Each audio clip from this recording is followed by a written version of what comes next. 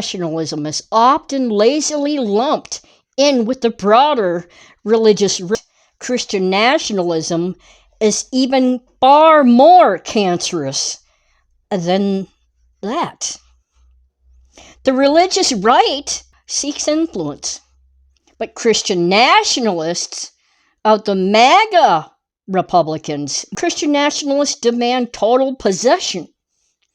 And at its core, Christian nationalism operates on an aggressive historical delusion. The baseless claim that the United States was founded explicitly as a Christian nation, beholden only to their specific brand of biblical law. This is a deliberate, corrosive rewriting of history, ignoring the very Enlightenment principles and skeptical thinkers that founded this nation. They paint themselves as defensive. The Christian nationalists paint themselves as defensive, as protectors of a precious heritage. When they mourn the loss of America, they are mourning the advancement of civil rights, LGBTQ plus rights, gender equality, and religious diversity. These social shifts, which moved us closer to true secular equality, are viewed by the Christian nationalist movement as apocalyptic threats, a sign that their God is abandoning them because the nation has become too diverse, too secular, too free. The racial underpinnings are not subtle. They are foundational.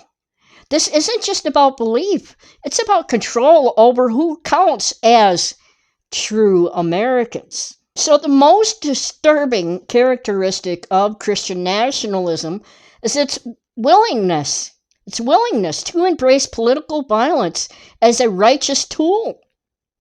When you believe you are fighting a cosmic battle dictated by the creator of the universe, democracy becomes optional.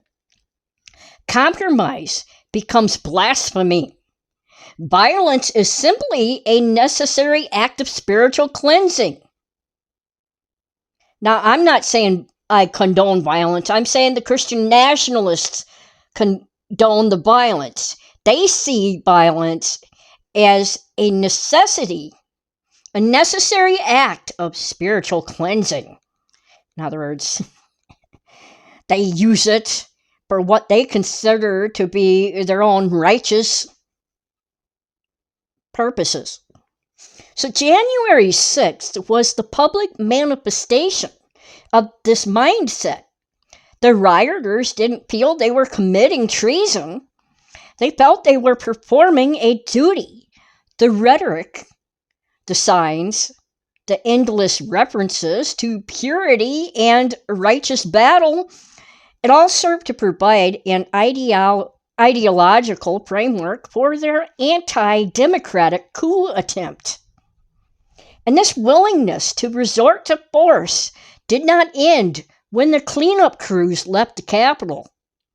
Alarmingly, research indicates a direct correlation.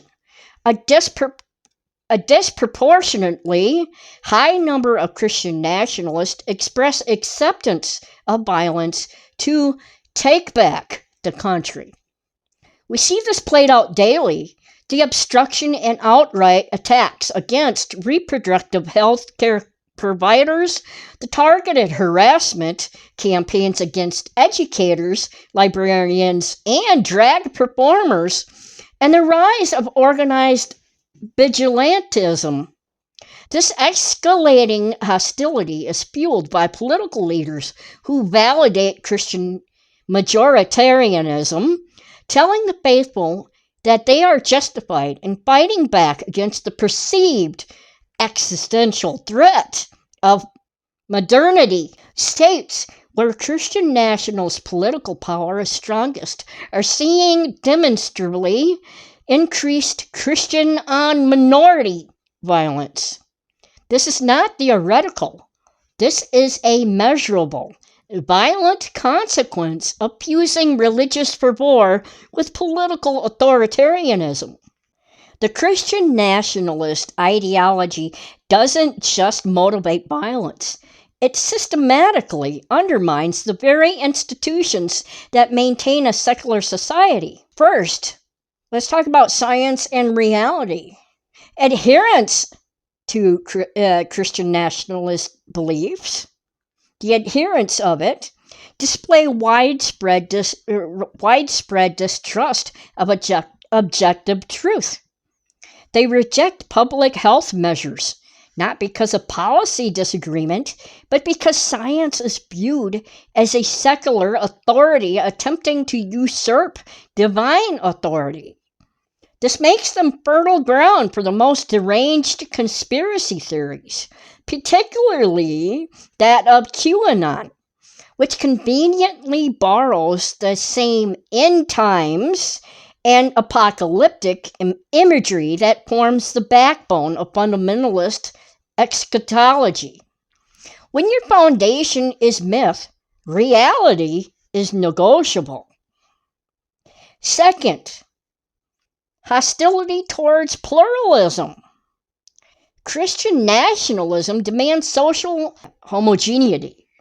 This translates into profound hostility toward anyone who doesn't fit the specified mold. Those of no faith, us, the atheists, and crucially, the LGBTQ plus community, and particularly that of the transgender individuals. Their fear isn't just moral, it's an institutional panic that diversity inherently dilutes the supposed Christian character of the nation. Third, the weaponization of xenophobia. Christian nationalism provides the perfect ideological template for justifying violence against immigrants. By linking American identity to a specific religious and racial heritage, non-white immigrants are portrayed not just as foreigners, but as existential, invading threats. We have seen this terrifyingly integrated into government policy. The information provided about the Trump administration shows how this ideology permeated federal agencies like ICE and DHS. They used white nationalist rhetoric in recruitment, leading to policies like family separation, a level of calculated cruelty only possible when you've successfully dehumanized the victims through religious racial framing. This is how extremist views become policy, enabling abusive practices, all under the guise of protecting the Christian nation. And by constitutional laws and that, it's not actually a Christian nation, but the Christian nationalists like to think that it is, and then they spread that around. So the most sophisticated and dangerous aspect of modern Christian nationalism is its active campaign against the legal and constitutional safeguards designed to protect a secular populace. The language and symbols of Christian nationalism have been aggressively mainstreamed and amplified by political figures like Donald Trump. His embrace of the January 6th perpetrators, his pardons that he gave to these January 6th insurrectionists, and his use of Christian nationalist language. He acts as a general mobilizing his very own army. But the threat goes deeper than rhetoric. When this ideology seizes executive power, it turns the state's enforcement mechanisms against its own citizens. We have witnessed the aggressive and violent deployment of federal forces, such as ICE and DHS, not against foreign threats, but against peaceful American protesters, journalists, those people who, were speaking out against the tyranny. They're attempting to silence dissent. So They used riot control weapons and operated with startling lack of transparency, constituting alleged violations of fundamental rights. Why? Because the Christian nationalist agenda views dissent as an insurrection. And the First Amendment, which guarantees freedom of religion and freedom of speech and peaceful assembly for everyone, as an obstacle to their total control. We also see the drastic expansion of deportation efforts, and now they're targeting individuals with legal status, permanent residents, and people with temporary protected status, otherwise known as TPS recipients. Temporary protected status recipients, also known as TPS, based primarily on their political activity. This is an explicit attempt to silence dissent and justify the illegal deployment of federal forces under the fabricated pretense of fighting insurrectionists. And let's not forget the press. The targeted attacks and lawsuits against credible news organizations are an attempt to silence critical reporting, a clear and present danger to the First Amendment's guarantee of press freedom. Trump only loves Fox News because Fox News is a far-right, conservative Republican thing, and they say everything Trump wants them to say, let's just say. And anyone who speaks the truth about Trump, those are the ones receiving threats and are in danger. So he's an authoritarian ruler. He's not for democracy. He's not for freedom of press. When authoritarian figures backed by religious extremists violate the Fourth Amendment, which protects against unreasonable searches and seizures, and treat the press as the enemy of the people, which violates the First Amendment, they are systematically dissolving democracy. They are replacing the Constitution with a theological mandate. Now, before you even hit the YouTube comments section, I know what the self-proclaimed righteous are typing. I can hear the furious tapping of keys from people who claim to follow a humble carpenter, but who donate to political groups dedicated to stripping away the rights of their neighbors. To the Christians who are about to gaslight, proselytize, project, and criticize, please spare me the pre-written sermon about persecution. When we call out your movement's violence, your response is always the same.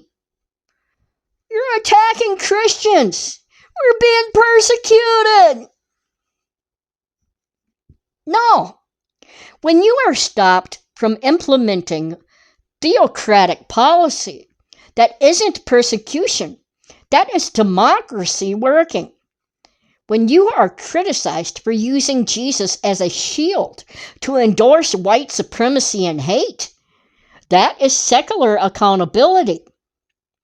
You confuse the loss of unearned historical privilege with genuine oppression. You are not martyrs. You are activists attempting a hostile takeover of a secular government. Your projection is transparent. You accuse the non-believers of being immoral, while simultaneously justifying political violence, stripping away women's bodily autonomy, and weaponizing federal agencies to abuse children at the border and elsewhere now. Your sanctimonious outrage is just noise in the face of facts. We see your violence. We see your authoritarianism. And your hypocrisy only reinforces the urgency the urgency of our mission. Christian nationalism is not a benign fringe belief. It is a radical, racially infused political movement that has proven its capacity for violence and its eagerness to dismantle democratic institutions. The fight against this movement must be fought on every single front, in the polling booth, in the local school boards, and on every digital platform. If you value the separation of church and state, if you believe in science, if you support the rights of secular individuals, immigrants, and the LGBTQ+ community, then silence is not an option. Here is your call to action. Educate. Be able to define Christian nationalism clearly. Distinguish it from general religious conservatism. Explain its racial and authoritarian roots to everyone you know. Knowledge is our first line of defense. Organize locally.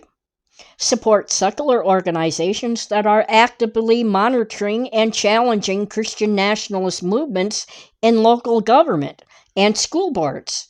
These local battles are where the ideology implants itself. Defend secular rights. Support organizations that are defending the First Amendment's guarantees of free speech and press freedom and the Fourth Amendment protections against state overreach. These constitutional bedrock principles are the barrier between us and theocracy. We, the atheists, the ex-believers, and the skeptics, are the natural enemies of this authoritarian fantasy. We understand the power of myth and the necessity of critical thought. It is time to stand firm for a truly secular, pluralistic America, an America governed by constitutional law and not by biblical mythology. The future of liberty depends on our unwavering, organized resistance. Thank you for tuning in. Also, if you like this podcast and would love to support it, please consider making a monthly $3 donation by going to my Patreon and becoming a member. The link is in the description below. And now, go out and fight for reality. Please like, subscribe, and share. Thanks for watching. I look forward to the next time we talk, and bye.